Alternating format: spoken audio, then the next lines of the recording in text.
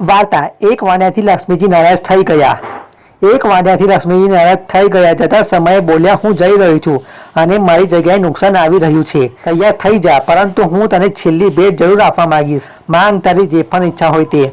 વાણિયો બહુ સમજદાર હતો. તેને વિનંતી કરી કે નુકસાન આવે તો ભલે આવે, પણ એને કહેજો કે મારા પરિવારમાં પ્રેમ બન્યો રહે. બસ મારી આ જ ઈચ્છા છે. લક્ષ્મીજીએ તથાસ્તુ કહ્યું. થોડાક દિવસો પછી વાણિયાની દીકરીના લગ્ન માટે તેના ભત્રીજાએ ભૂલથી ખોટું સોનું ધરાવતો સેટ ખરીદી લીધો. વાણિયાને ખબર પડતા દુઃખ થયું, પરંતુ તે 50,000ના નુકસાન માટે પોતાના ભાઈના દીકરાને વળ્યા નહીં, ફક્ત શિખામણ આપી. એ સમજી ગયા હતા કે નુકસાન પ્રવેશ કરી ચૂક્યો છે. ઘરે જતા પહેલા ભગવાનના મંદિરે જતો જાઉં એમ વિચારીને લક્ષ્મી નારાયણના મંદિરે ગયા. ત્યાં તેના મોંઘા ચંપલ કોઈ ચોરી ગયું. નુકસાન એનો પરચો બતાવવા લાગ્યો હતો.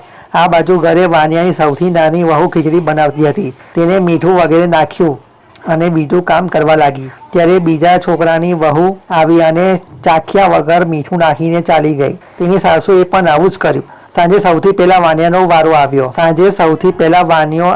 પહેલો કોળિયો મુખમાં લીધો તો ખ્યાલ આવ્યો કે બહુ જ વધારે મીઠું પડી ગયું છે. એ સમજી ગયા કે નુકસાન આવી ગયું છે, પણ કંઈ બોલ્યા વગર ચૂપચાપ ખીચડી જમીને ચાલ્યા ગયા. એના પછી મોટા દીકરાનો નંબર આવ્યો.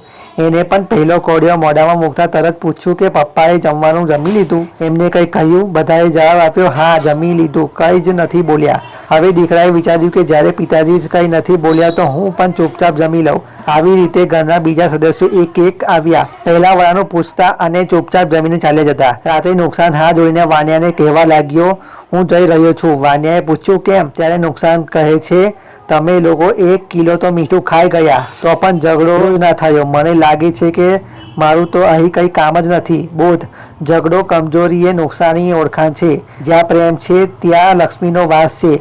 સદા પ્રેમ વહેરતા રહો. નાના મોટાની કદર કરો. જે મોટા વડીલ છે એ મોટા જ રહેવાના. પછી ભલે ને તમારી કમાણી એમની કમાણીથી વધારે હોય. સારું લાગે તો આપ જરૂર તમારા કોઈ અંગતને શેર કરજો.